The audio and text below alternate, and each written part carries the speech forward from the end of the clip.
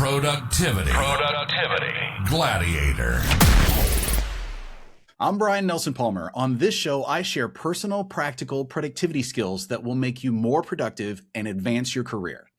And in this episode, I'm talking about weekly planning mistakes that kill your productivity.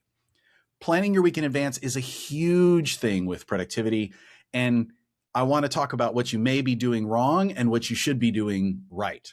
And with me on the show today is Demir Bentley, who is the co-founder of Lifehack Method. Demir, thanks so much for, I've been so excited to talk about this. Thanks for coming on the show with me.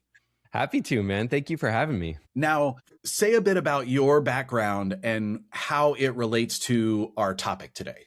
Yeah. So my wife, Carrie, and I, we co-founded the company together. We're like your classic insecure overachievers, right? The perfect employee in the world, because you never have to get after them. They're already berating themselves. It's already not good enough in their own mind. They're already predisposed to overworking and hustle culture. We were 100% that duo. And I like to say that, I'm not particularly religious, but I ascribe to the religion of hustle culture. And what are the tenets of hustle culture?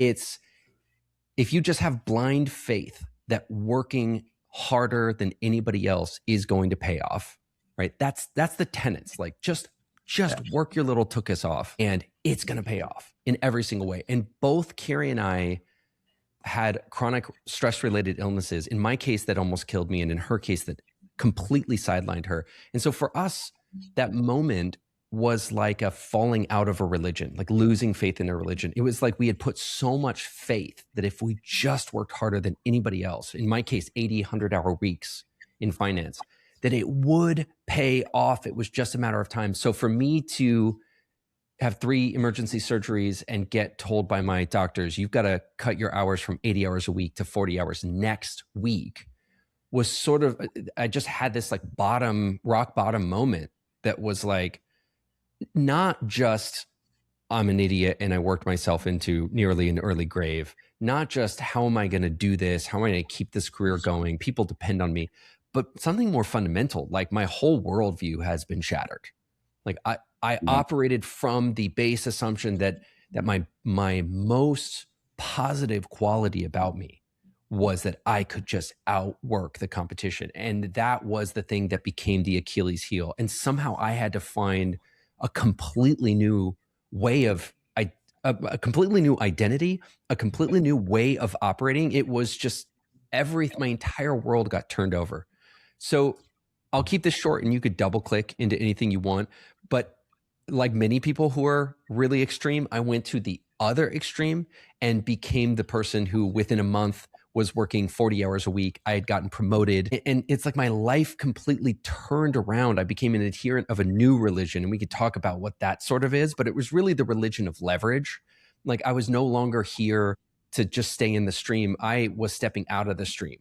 I started doing some things, you'll laugh at almost all of them if I tell you, but I started doing some crazy different things and they started really working. And the more they worked, the more I became an adherent to this new religion of leverage, where I was like, okay, I might look like an idiot. I might be doing things differently than anybody else, but it's working.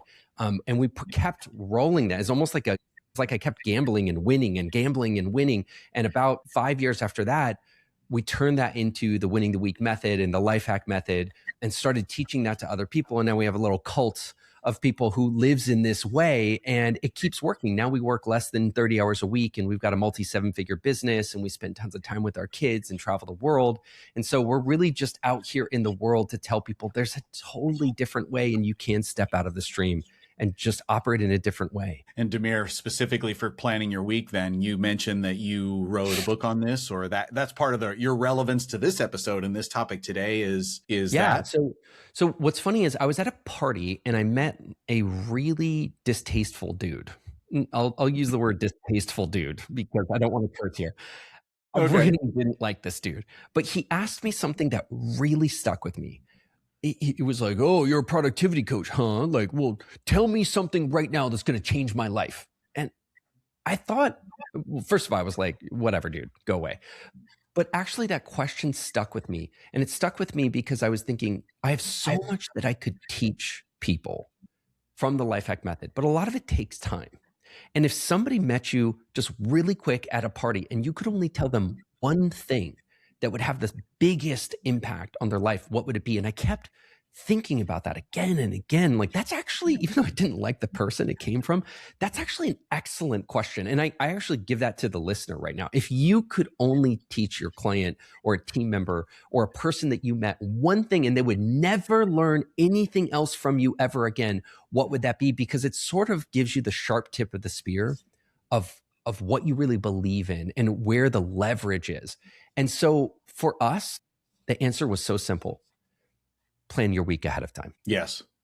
So true. There really is so much embedded leverage. I mean, we could talk about, you and I, two productivity coaches. Oh my God, give us 5 hours. We could talk about AI. We could talk about tools. We could talk about SOPs and systems and all that great stuff. And boy, I would love it. I'd be like Scrooge McDuck swimming in his gold coins. Like, I love that. We both. Demir, let's do this sometime, but not today. Not today. But if you're really talking about the very smallest thing that can give you the biggest result, it is the 30 minutes that you spend planning your week ahead of time. Now, why don't we do it though? Go ahead. So Demir, he wrote the book on this. And so that's why I taught, for context, I have been teaching planning your week in advance for years and years and years with Productivity Gladiator. It's one of the foundational topics. So I was really excited to have this episode with you, Demir. We both are very aligned on this, and so I can't wait to dive in. But before we do that, I did want to ask, my favorite thing to ask is, what would you say makes you different from everybody else out there doing this? Yeah, I mean, the thing about planning your week is it's sort of a forehead slappingly obvious thing. It's like telling a basketball player, you should work on your dribbling. I mean, it's such a fundamental part of the game. In fact, I would argue that we think we know it so much that we're not looking at how we're doing it wrong. And we're not looking at how we could be doing it better. It's almost like I'll tell somebody, oh, you should be planning their week, and they'll just brush it off. They'll be like, yeah. So let me give you a stat here. We surveyed 5,000 people who manage between 5 and 50 people. So let's just say they've got something going on in their lives. They've got responsibility, right? They're managers. And we asked them the simple question, what is the most important thing to plan your week? And we didn't lead the witness. We didn't give them options. We just said, what's the most important thing to winning your week? 94% of them said planning your week ahead of time. Okay, so what's the problem? Clearly, we already all know this. Then we followed up though with a follow-up and we said, okay, same cohort. We said, have you done it for the last 4 weeks in a row? What percentage, Brian, would you think said, yes, not only do I think it's the most important thing, but I have a regular planning practice that I've done for the last 4 weeks in a row? What would your guess be? Well, because I do this work, I would almost want to say like maybe 10% or 15% or something like that, even though you'd think that way more, like 90% would. Yeah. Remember, 5,000 people surveyed, 0.8%. I totally believe that. Percent said they had done it in the last 4 weeks in a row. And by the last 4 weeks, what I mean is that it is like brushing your teeth. It's a regular practice. You don't think about it. You just do it. It's just regular. We're trying to get to that essence. So that was what inspired the book. Is why this is something we all think is so obvious that we just brush it away, and yet 0.8% of us actually do it. And the reason why is sort of why we read the book. And so the book is yes, we do have a way that we think is better, faster, more efficient to plan your week. And we teach you that in the book.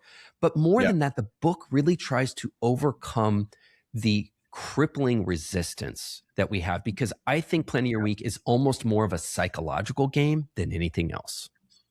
I think what I see is people trying to hack the hack before they learn the hack, right? So if you learn something from Brian, learn what Brian teaches you and do it for like 2 or 4 weeks and try to get it up on its feet, because Brian has formulated something that he knows works, because you put these puzzle pieces together and it forms a picture.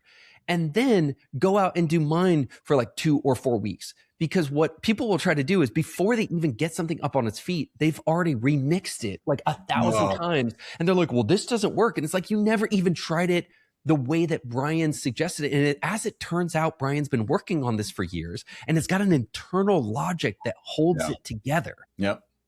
So I'm really glad you mentioned that, because yes, that's the biggest thing. It's that whole thing about you just have to start. So let's dive into the topic.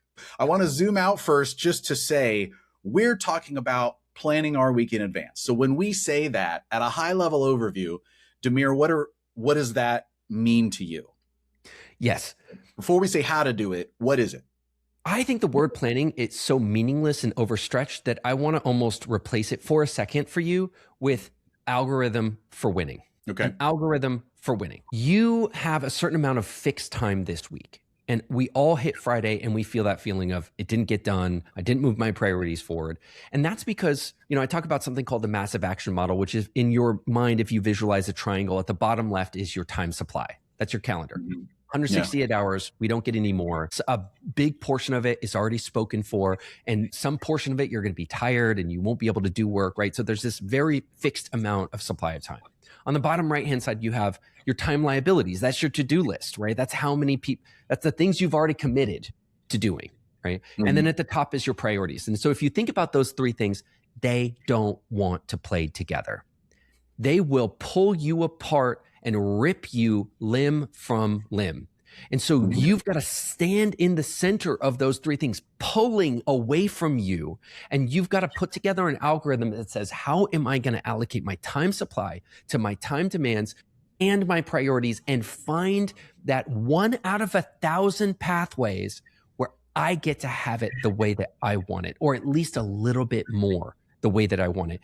Everybody knows you just let the horses run wild and you ask yourself, all your time's going to get gobbled up. You're not going to work on the things you needed to, and your priorities are going to move forward. So there are 99 out of 100 ways that you don't win your week. Your plan for the week is you putting together that 1 out of 1,000 pathways where you're like, I get to be the dad I want. I get to get the things that are blowing up done and also move my priorities forward. Yeah. And that's such a good point about the competing forces. I like that. And for you listening, also, we're going to talk about planning your week in advance, and planning it in advance is the key word here. If you start on Monday morning, it's too late. And so that's what we're really going to zoom into today, is about that. Can we just pause on? We recommend, so when we do our live Friday pre-plannings for our community, we do it on Friday. And I always tell my people, Friday night, Saturday morning, that's when you plan your next week. Now, why do I say that? 2 reasons. Okay. Number one, it's fresh in your mind on Friday, right? You're there, you're sitting in it. You've just come right out of the battle. The best time to do a postmortem and set a plan is when it's fresh in your mind. Number two, it's work hours. I don't think that you should spend your personal time planning for work. I think you should do it at work because it's work, right? So it's work hours. And number three, there is so much psychological relief you get when you go into your weekend already having a plan for next week. Because what's happening, and studies show this, I think it's Sezminski, the famous psychologist, showed and actually demonstrated that if you don't put a bow on the week and have a plan for next week, you are carrying that through your weekend. And I hear this from my clients all the time. I just can't be present, and it's just hanging over me, or that Sunday scary is the dread that we carry over the weekend. If you can just suck it up a little bit and do that plan Friday evening, Saturday morning, or Friday afternoon, Saturday morning, do it and just see how it feels over the weekend. You're just going to notice you're more rested, you're more relaxed, you're more present, because you've tied a bow on last week and you've got a plan for next week. Your brain can disengage, relaxing, you can be a real human being. So I'm with you. Monday morning, the bullets are flying. That is not, call it whatever you want. It's responding, not planning. Yep. Agreed. And I'm gonna yes and you and disagree with you at the same time here. Demir, yes, I agree that you should do it in advance. Friday, Saturday is my fallback. I disagree. Mine is Thursday at 2 p.m. I have a calendar event for an hour that is blocked for me to plan my week in advance. And I actually plan the 10 days ahead. So Thursday, like Friday, Saturday, Sunday, and the following week through Sunday. I'm looking at the rolling 10 days. But the reason I started picking up on Thursday instead of Friday is because if you wait to plan, you talked about putting a bow on it and how good that feels. Friday is the lead into your weekend. You're kind of setting the tone for your weekend. And so if you're going in Friday evening or Saturday morning and you haven't already put a bow on it, you're already into your weekend and you still haven't gotten that good feeling yet. So to me, it was like, and maybe this is me being an overachiever. Demir, you wouldn't know anything about this, I'm sure. I love it. For me, it's like, you know what? I'm going to do this on Thursday. So that Thursday night and then into Friday, sometimes it's a holiday weekend. Sometimes you got stuff going on. But I feel really good about my weekends because I already looked at, okay, I've got this much left today. I'm going to do these things tomorrow. The weekend's already set. I got my plans for next week. And so my Fridays are great because I do Thursday afternoon at 2:00. It's funny. We actually do our team meeting Thursday afternoon. I sometimes don't say it because it feels too aggressive for people who are just getting back on to weekly planning. But what's great that you also mentioned is what I find is when a lot of people get called to the mat in our team meeting for not having completed something, they've still got one day left in the week. I can't tell you how many times I or a team member has been like, oh, crud, I didn't get that done this week, but they've still got one day left in the tank. And a lot of times they'll use that last day and be like, oh, they'll pull the rabbit out of the hat on the last day. So I know we've got ground to cover, but I'm with you. 100% love it. So man, Thursday at 2 p.m. However, all of that said, Thursday, Friday, Saturday for you listening, whatever it is, your deadline is Sunday night. You have to plan your week in advance, which means the deadline is Sunday night. So however it works for you, sometimes life gets away from us. We know I have a Thursday 2 p.m. plan. It doesn't always work. Sometimes I end up doing it Friday morning. But you got to do it before Sunday night. In your book, Winning the Week is the book that we talked about. And that's one of the reasons I've been so excited to have this conversation with you, Demir. You talk about planning the perfect week in 30 minutes. So let's talk about that. What does that look like? Yeah. So what I noticed is that the reason people weren't planning a lot was they went through this cycle. They knew that they should plan. They tried to plan before. They didn't have a solid, disciplined methodology for walking through I call it the baseball analogy. You got to touch every single base in order to score the home run. And so they weren't touching all of the bases, or they were getting lost and pulled onto side adventures while they were doing their planning. And somehow they look up, it's 3 hours later, they're completely anxious, they're completely terrified, and they have not completed their planning. And you do that enough times and you develop a strong negative association with planning where you come rightly to the conclusion, it's long, the juice is not worth the squeeze. I feel a lot of anxiety and fear while I'm doing it. And then your emotional self takes over because the limbic system is so powerful. If you do something that causes pain to you repeatedly, your body will figure out a way to get away from it and to avoid it. And so people often have a strong negative association with planning and an avoidance mechanism. So the first step that I say in the Winning the Week is step 0. And I call it step 0 because you only have to do it once. And if you do it right, the first time you never have to do it again. And that is removing the strong resistance that you have to planning. And the way that we recommend do that is to first and foremost create an environment that is a reward in and of itself. So my wife and I on Saturday morning or Friday evening, we'll go out, sort of call me a geek, call us whatever you want. It's like our date night. We'll go out, go to brunch. We have the babysitter watch the kids, and we will start it by planning our week, and we plan it for business and personal. We will review our plans together. At the end, we'll get synced up because you know what? The version of my wife that I get when we've synced up and we know what we're about and we've high-fived and, okay, you're going to get this and I'm going to do this and we're going to do this and here's the plan for the week. Then we'll just sit there for like another hour and a half at the cafe and just like enjoy each other in that relaxed state because we are synced up. So that's our version. We'll go to a really nice cafe and do it together. I've had people go to a wine bar after work on Friday. Great. Like I'm going to get a nice glass of wine. I'm going to sit there with my laptop for 30 minutes. I'm going to plan my week. And afterwards, I'm going to hang with a friend or hang with my spouse or just hang by myself and enjoy it. I've had people, go to a cafe and get a nice croissant. I've had people, I don't know if you know these Trader Joe's frozen chocolate croissants. I mean, these things are banger. I have a woman who will make herself one at the beginning and a little one at the end. So she gets to have two, one for the beginning, one for the end. But the point here is to create an environment and a reward that can start to tell your brain, hey, this isn't so bad. Actually, I sort of like his. I like showing up from my planning, because planning itself, let's just take the lipstick off the pig and show it for what it is. You are taking a week's worth of fear and anxiety and potential conflict and accelerating it into 30 minutes. That is not going to feel like a good 30 minutes. We do it because we're the kind of people who choose our hard. We're choosing our hard. Do you want a slap in the face right now for 30 minutes or a punch in the face and a kick in the back next week?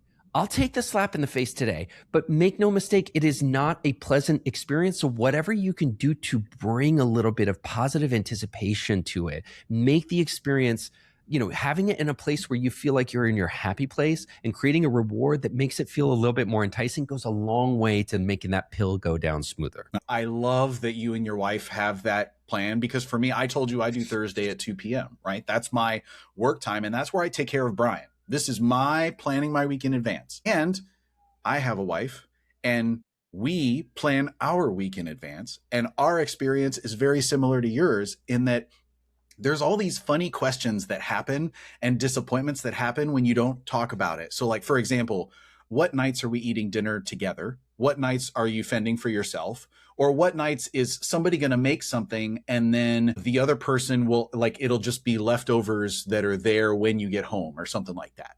It's not like there's expectations around that. It's not like all of a sudden we're going to be reviewing how, well, there's 5 nights this week that we don't spend together. Like it's not a bad thing. It ends up being a good thing because we reset expectations around that week coming up. So my wife and I 100% plan our week in advance. And so I love that you guys have your brunch thing. For us, we fit it in sometimes. Sometimes the week gets crazy, but we never, ever miss planning our week in advance because it makes the week go so smooth for our relationship too, and for the family and that kind of stuff. So I love that you mentioned that. I just want to tell people, listen, in all different dimensions of life, you're going to choose your hard. Right? Life is hard. Adulting is hard. Do you want the hard of going to the gym, or do you want the hard of going to the doctor and getting the bad news that you've got a chronic illness? Right? I mean, take your choice. Right? Marriages are hard. Do you want the hard of having the hard conversation ahead of time, or you want the hard of having the fight? There's so many hards in life, and I would just tell you, when you balance it all out, it is 1/10 as hard to plan your week. It's hard, but it's 1/10 as hard as going into your week without a plan, because you are just going to get ganged up on. It's like, I think about that analogy of a bunch of bullies coming to you it's like, if they're coming at you from every direction, you ain't got a chance. Yep. True story. Talk about you mentioned the steps at a high level. You said step 0. And I feel like that was the teaser. So stop teasing us, Demir. Yeah. What's the rest of the steps here? What do we got? For the rest of the steps, I want you to have the analogy in your mind of water skiing through your week. So what happens when you lose speed when you're water skiing? You just sink. And my overall frame for planning the week is that actually speed is your friend. But your inclination, your intuition is that you're going to be touching on things, each one of which are like the sirens luring you into the rocks. They'll be like, you check your email real quick. Come on, get bogged down in email. You check your task list. Come on. Don't you want to start doing some of these tasks? You check your priorities. Come on. Do you want to replan your month or replan your quarter? Right? So as you're running these bases, I would suggest that each one of these bases almost wants to suck you in. And you have to have enough momentum and speed running through them that you just want to water ski over them. And what that means is that there is no such thing as perfect weekly planning. You're just going to sort of run across these bases. And on any given base, you could have given every one of these bases 3 hours, 4 hours, 5 hours. Don't do it. Don't get stuck, right? So, okay, step 1. What's the first step? And this is a warm-up step. Take a look back at your week and just learn a quick lesson. Not 5 lessons, not 10 lessons. Don't do an hour of ChatGPT lessons. I'm just saying, look back on your week and say, what went well? Let's do more of that. What didn't go so well? Let's do less of that. Okay, so what went badly last week? I said yes to something that I really shouldn't have said yes to. Great. Do I see that as a pattern? Yeah, I've been doing that a lot lately. I'm saying yes to too many things. Great lesson. Log it, move on. But what did I do well? Actually, one thing that I did well is I cut my work off at 5 and I really turned it off. I had a plan for the next day and I went and I was in my personal life and I was a great friend and father. Fantastic. Great. Booked. Let's have more days like that. What this does is it creates a learning loop. a reinforcement cycle where you're not just moving on to the next week, but you're actually processing a little bit of like what's working, what's not working. There's a great book on this that I'm not going to get bogged down in, but like just this idea that you're not just relentlessly moving ahead in life, but you're taking these small moments to do a quick postmortem. Not a deep postmortem, just a quick postmortem. What was good? Let's do more of that. What was bad? Let's do less of that. Keep moving. I take 2 minutes on this, right? So that's step one. Just let's learn a lesson. Now, step two, most people would say immediately, let's set our priority, right? Isn't that the first thing you think when you go into planning your week? Let's start with our priority. And here's why we don't start with that. Because how are you going to set a priority without knowing, A, how much time supply you have? You might be out on the road for 3 days this week. How are you going to set a big priority if you don't even have the time to tackle that priority? And B, you might have already promised a bunch of things to other people that you've got to deliver this week. So actually what we do first is we do what we call a calendar interrogation. Notice I didn't say calendar review. So step two, we don't just, a review is so passive. Let's look at the calendar. Looks all right to me. Moving on. No. Your calendar is the biggest liar. Just a bald-faced liar. There are things that should be on the calendar that aren't. There are things that should not be on that calendar that are, right? And there's all these little hidden landmines just waiting for you to step on them and just blow up in your face. What's a landmine? You had a meeting changed from 9 o'clock to noon and now it's conflicting with another one. You just didn't notice. You just did a passive review. You didn't notice. Now you're supposed to be in 2 places at the same time. You're going to learn about 15 minutes before that meeting. Oh my God. And you're going to pay the biggest price in terms of loss of face, loss of reputation. You're going to be stressed. You're going to be anxious. And now the meeting that you do choose, you're not going to be yourself. You're not going to go in as your best self to the meeting that you actually do go into. That's a landmine. If you see that ahead of time, 3, 4, 5 days ahead of time, there's no problem. That's a landmine where if you see it ahead of time, it's not even a problem. And if you don't catch it, it's a huge problem. So that's why we go through and interrogate our calendar. I'm talking about Joe Pesci and Goodfellas, take out the baseball bat and we're whacking our calendar because it is a bald-faced liar and we're trying to get the truth out of it. But also you're a liar. What do I mean by you're a liar? Everybody is subject to this magical thinking. We overestimate what we can do and we underestimate how hard things are going to be. So that thing that you gave like 30 minutes, okay, come on now. When did you ever do that thing in 30 minutes? I had a woman on a call literally yesterday and she had an appointment. She had not booked travel time. She left her house for the start of her appointment 15 minutes after the appointment began and she missed the appointment. So think about what that did to her day.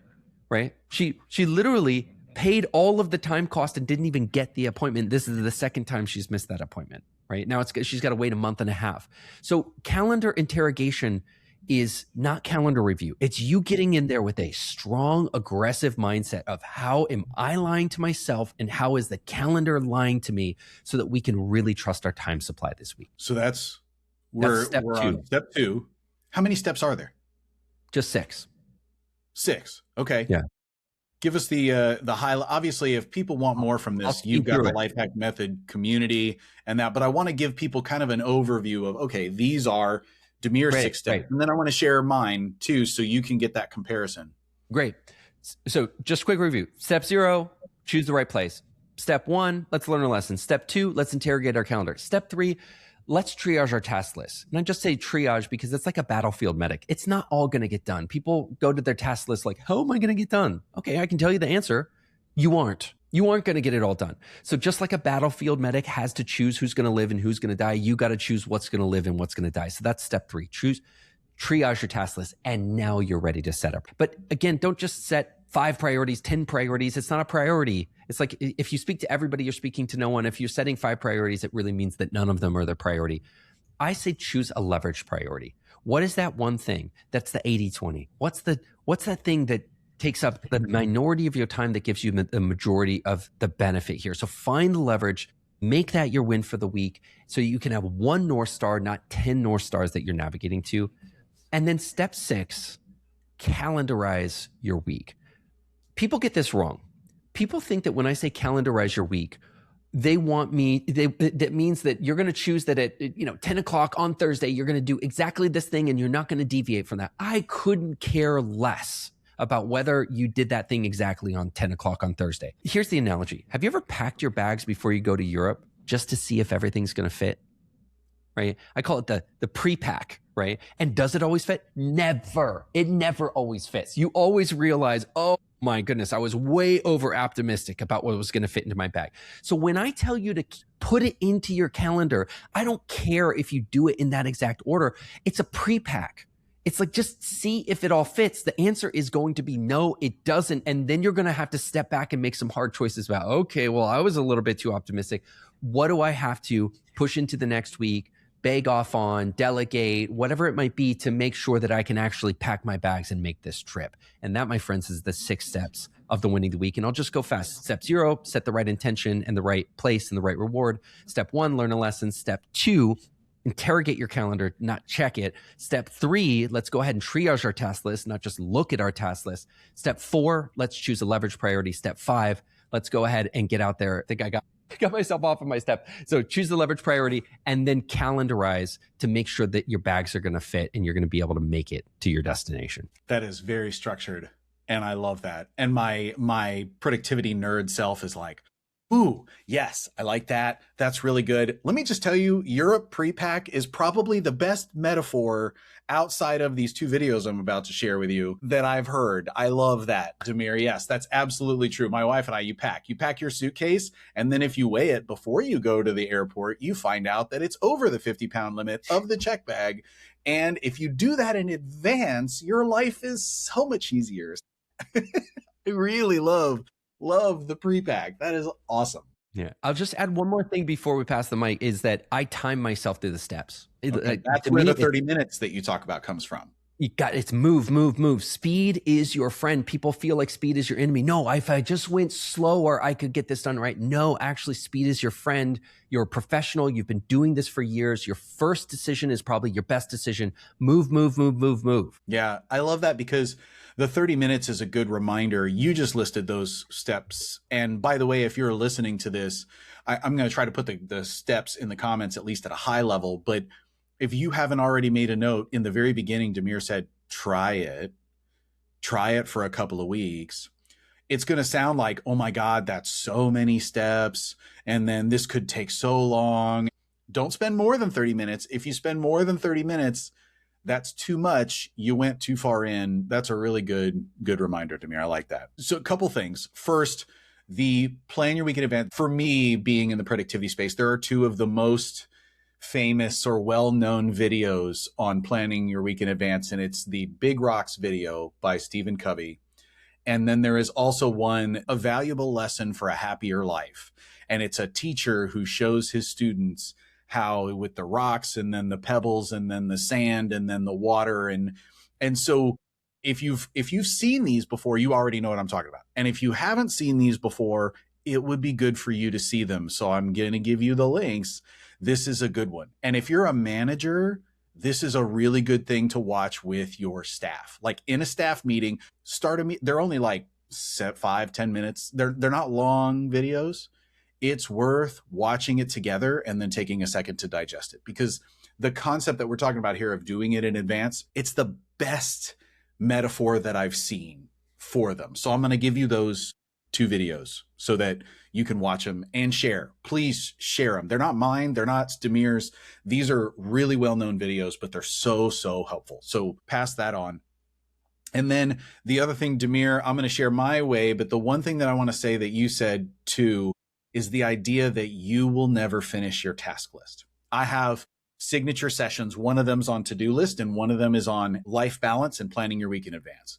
In my to-do list session, we talk about you will never finish it, because in life, it's never done. You don't suddenly get to Friday or Sunday and you're like, I did it all. Like, no, that's not real. Or you're kidding yourself. Or you did that thing where you took this massive list and then you just gave yourself 7 things to do today and you actually got the today list done. That's possible, but the real to-do list never ends. So don't let go of that idea that you have to finish it. Straight A students, let go of the fact that you have to finish it. It's not going to happen. So let go of that and use that as a lesson. So when I do plan your week in advance, I plan it. One of my things is about, and our topic here is not about burning out, right? So it's about life balance.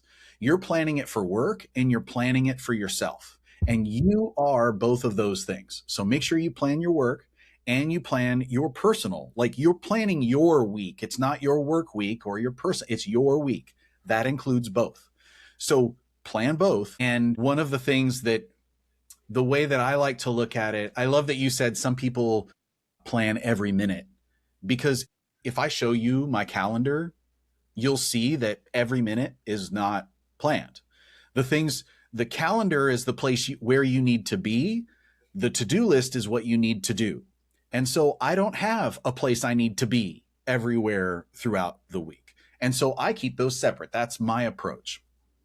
And when you're looking at this, when you're planning your week in advance at 2 p.m. on Friday, I'm looking at what are the big rocks or the big tasks at work that I need to make time for, because otherwise you and I both know meetings can take you over and you suddenly get to the end of the week, or you look at your week and you're like, God, I have no time to do anything because I'm just going to be in meetings.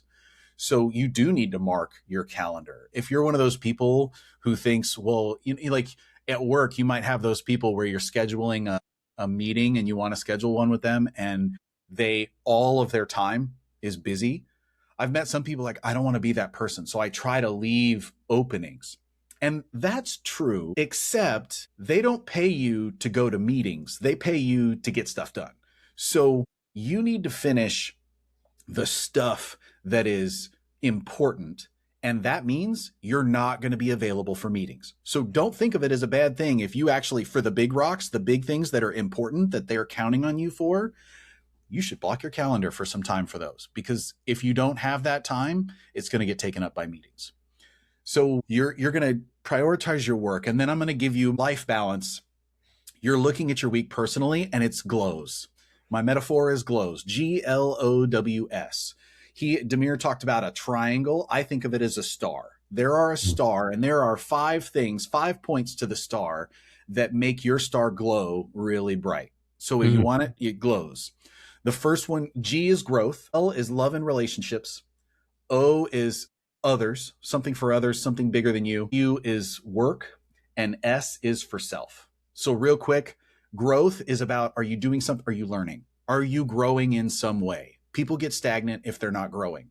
So look at your week in advance and see, is there something that's going to be outside my comfort zone? Am I taking a course? Am I learning something? Because growth is a big piece for humans, especially adults. Love and relationships is about date night. Like for me, that's, do I have a date night on the calendar? Do I have time with friends? If I haven't seen my friends in forever, like these are some of the things you'll be missing. So that's love and relationships. Make sure your relationships, for me, there's 3 main ones. You got family, friends, and date, love, the spouse thing. So do you have time with those people? And if you don't, when could you? Do you need some this week? And when could you? It's like a self-assessment. You look at this and you're like, I could use some of that this week. I feel like I've been missing that. So these are the priorities. Next up is O, that's others, something bigger than you. This is going to be something that you don't get paid to do, that you're doing for other people. Like, what is that? For a lot of people, that's church. Many people are in church groups. They volunteer at their church. That's one thing. I'm a volunteer with Big Brother, Big Sister. I have a little bro. I spend time with him. I'm supporting people. Sometimes it's doing productivity Gladiator stuff just to help out a friend. But what are you doing that you are gifting? You're giving to others. That's something bigger than you. You don't gain. So it doesn't qualify for others if you're getting paid for it.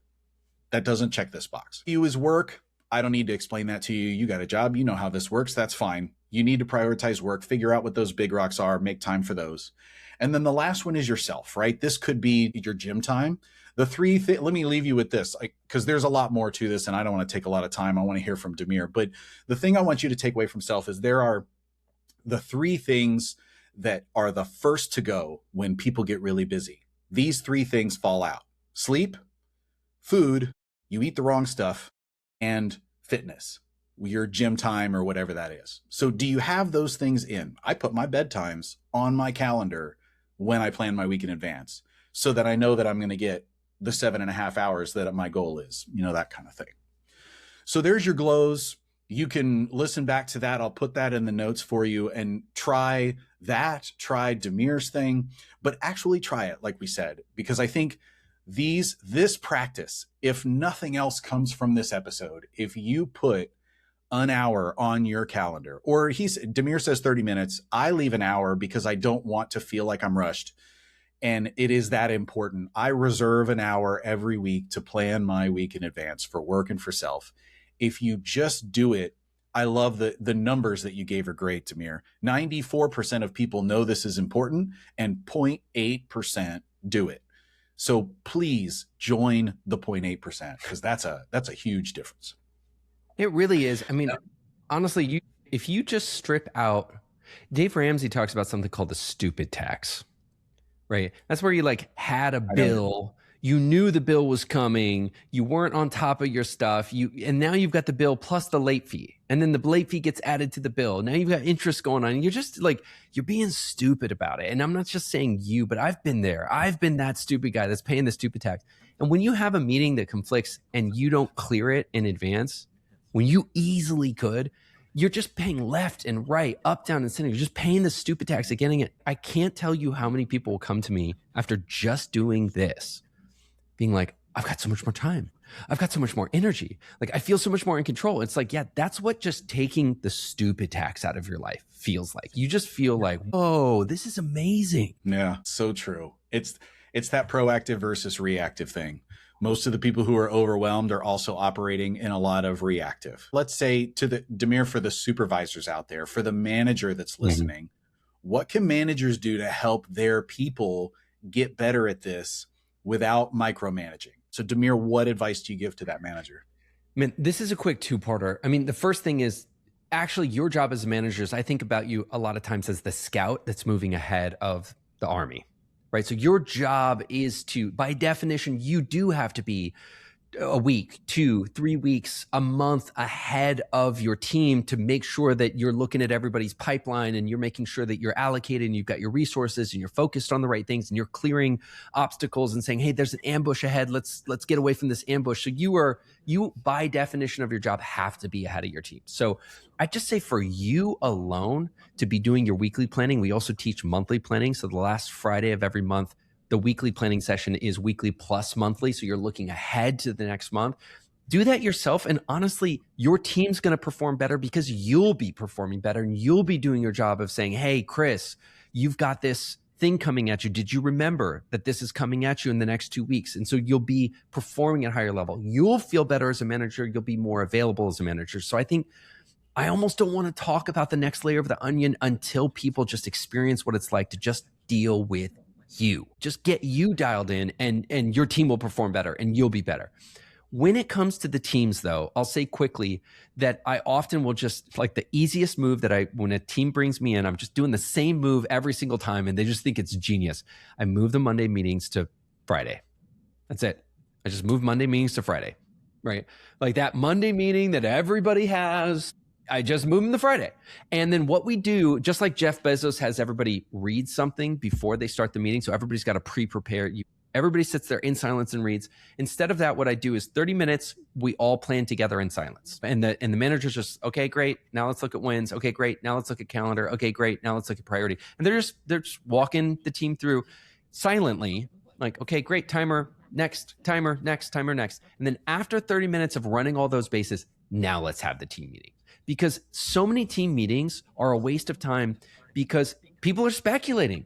What's the point of asking you, Brian, what's going on next week when I know for a fact you haven't looked at your calendar?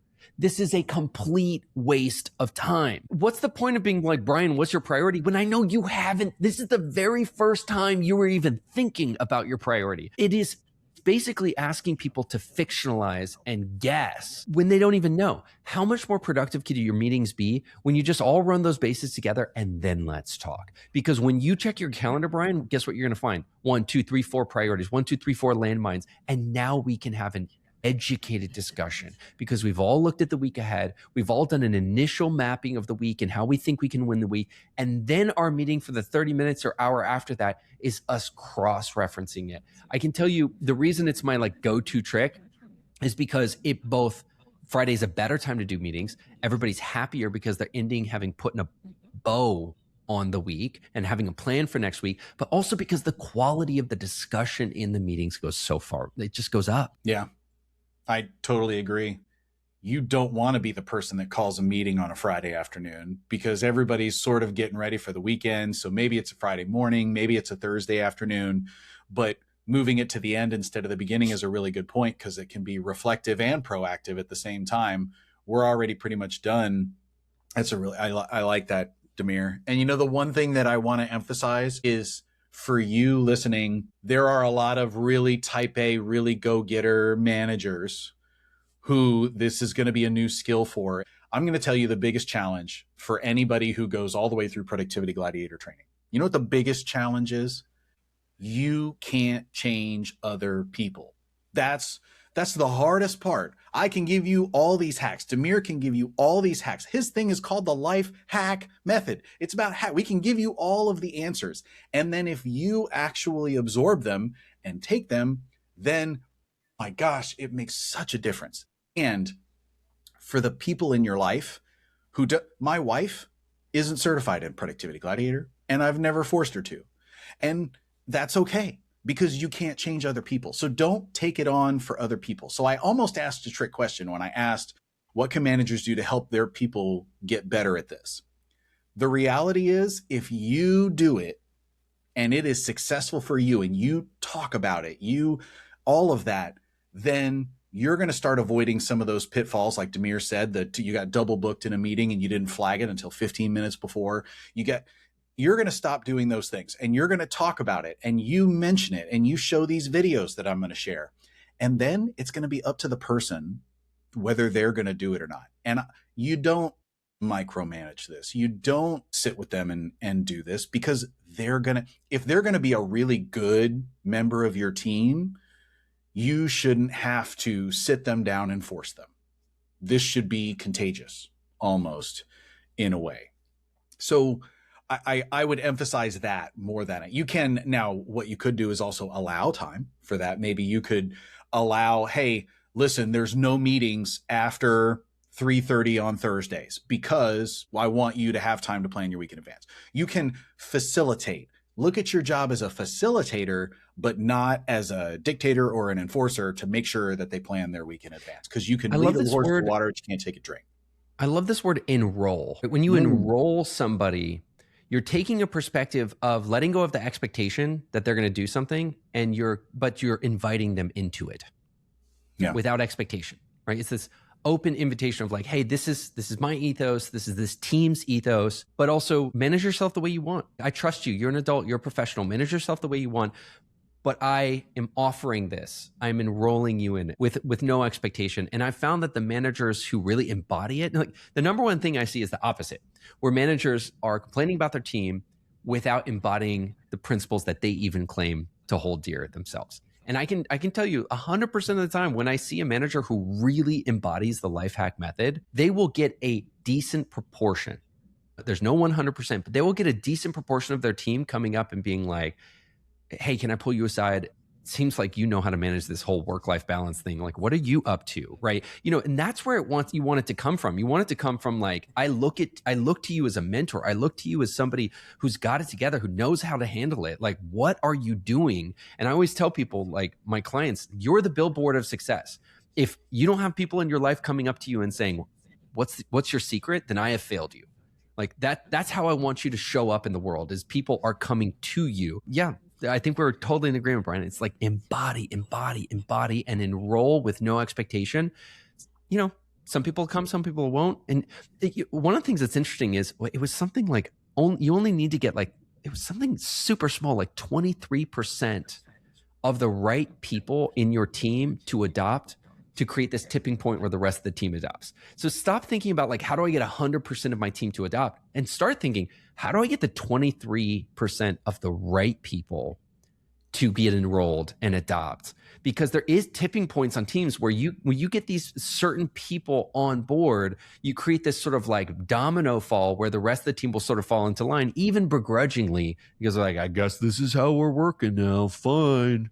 So true. Yes, there is actually, and I'm going to see if I can find it. If I can, I'll put the link in the notes for you. But there is it's like the change adoption curve or something. And I just vividly remember it because you have the tip of the spear, the first people to start something when nobody else has done it. Then you have the early adopters. So I can use the iPhone as a good metaphor. Yeah. Before the first person to ever use an iPhone, that's the really innovative people that are willing to try something nobody else has done. Then there's the early adopters where they just look around and go, well, wait a minute, he did it, so I'll do it. And then, so they might have gotten the iPhone relatively early. Then you've got the early majority who actually, once they see the early adopters, they're like, oh, and I think this is where that 23% kind of goes in. It's the top half of the bell curve where they're like, oh, the early majority is the front half of that bell curve. And they're like, oh, well, the early adopters did it. And I've seen multiple people who are successful at it. So I'm going to try this thing too. This looks good. Then you've got the late majority and the people who will just never change. And the late majority will only do it after the early majority. So it's almost like it's a contagious effect. So the 23% really resonates with me just because you've got to do it. Some early adopters have to do it. And then that tipping point you're talking about is where the early majority. Building your coalition. Right? You're building that coalition. You're getting that going. I call the last ones the curmudgeons. You know, your grandpa who didn't buy the iPhone until like 5 years ago or something like that. But even he bought the iPhone. Why did he do it? And he was complaining bitterly the whole time. But why did he do it? Because he could see that this boat had already set sail. That if he didn't get on board, he would lose status. He would lose contact with people. He would be outside of the system, right? And so you can get your curmudgeons, but they need to be dead. Let them stay on the sidelines until dead last, because there is a point where the ship has sailed and they sort of know, oh, I need to get on the ship or I'm going to be left behind. Yep. And, as a manager, let me flag for you that the challenge becomes, well, we can't have anybody that's a laggard who just refuses to change.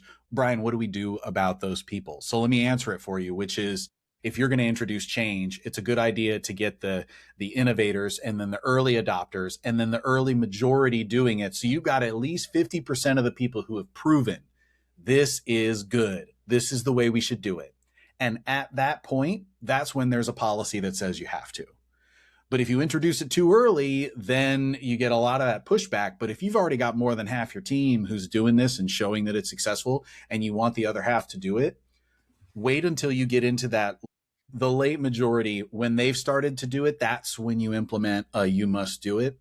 And that's how change can be really successful, as opposed to just forcing everybody on day one before anybody's done it. Now, last thing I want to share is, so Demir, let's sort of bottom line this in a way. We've shared a lot of stuff. And I know that when I listen to podcasts, when you listen to podcasts, you probably listen to this, you appreciate the conversation. Wow, Demir's right. Wow, Brian's right.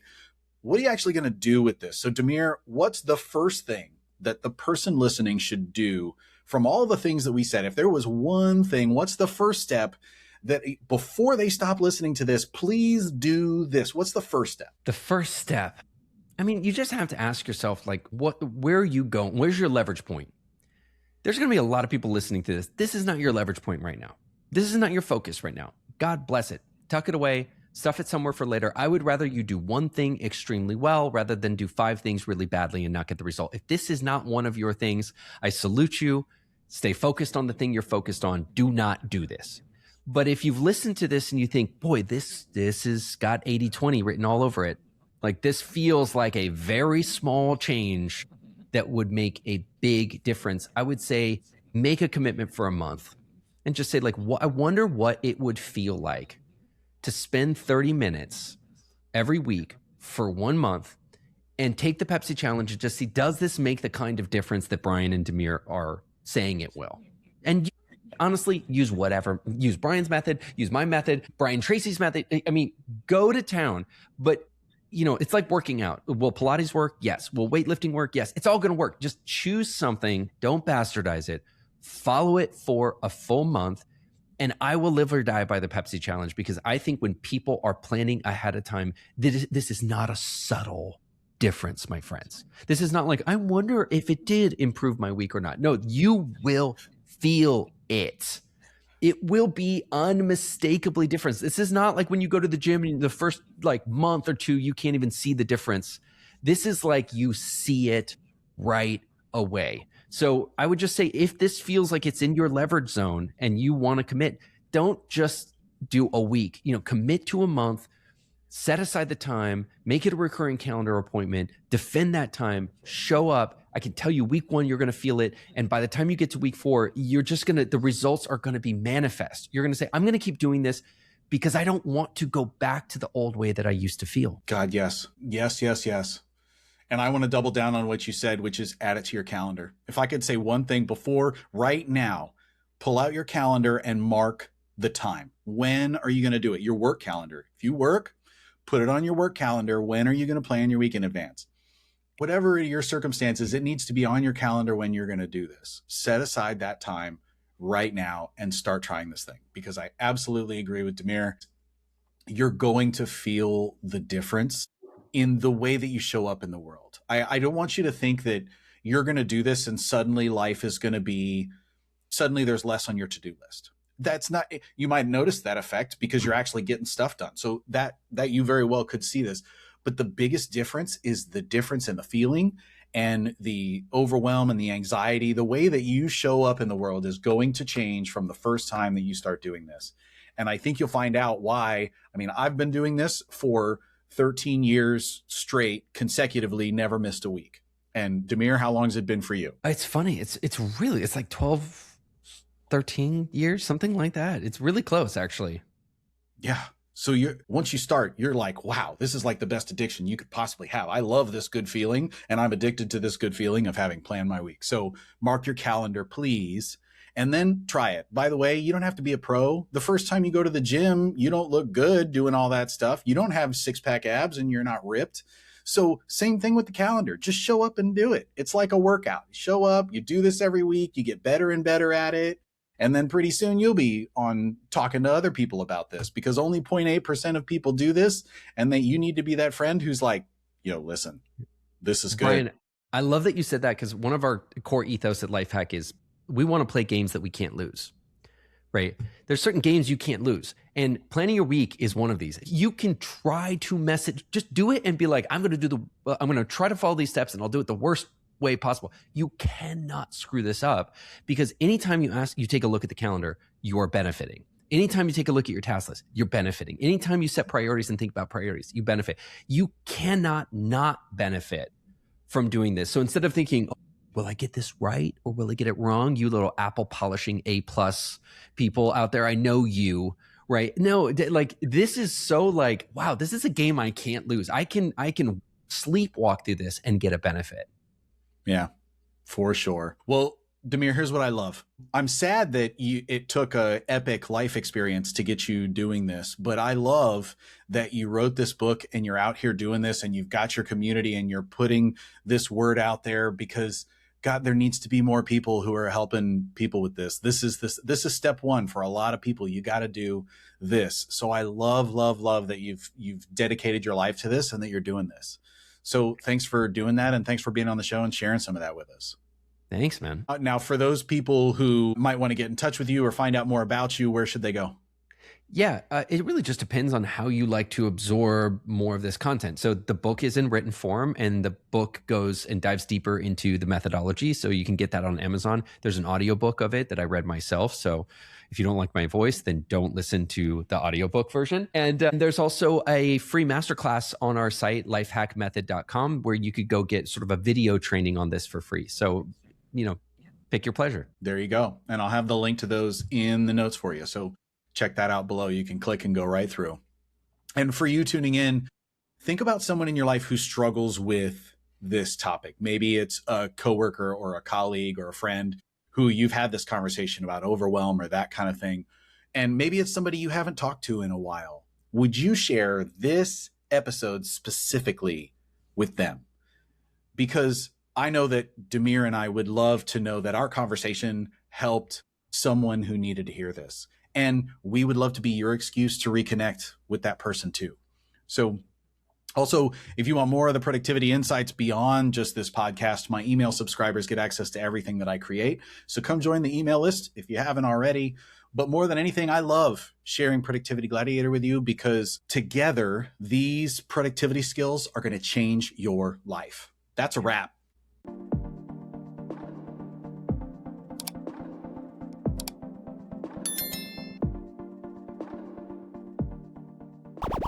Productivity Gladiator.